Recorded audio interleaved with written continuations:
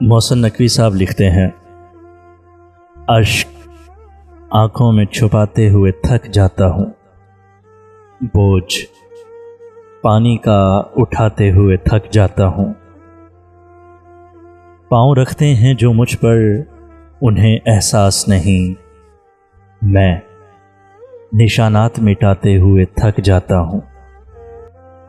बर्फ ऐसी के पिघलती नहीं पानी बनकर, प्यास ऐसी मैं बुझाते हुए थक जाता हूँ।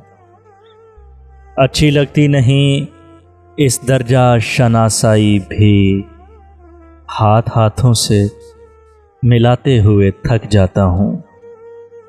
गम गुसारी भी अजब कारे मोहब्बत है कि मैं रोने वालों को हंसाते हुए थक जाता हूँ।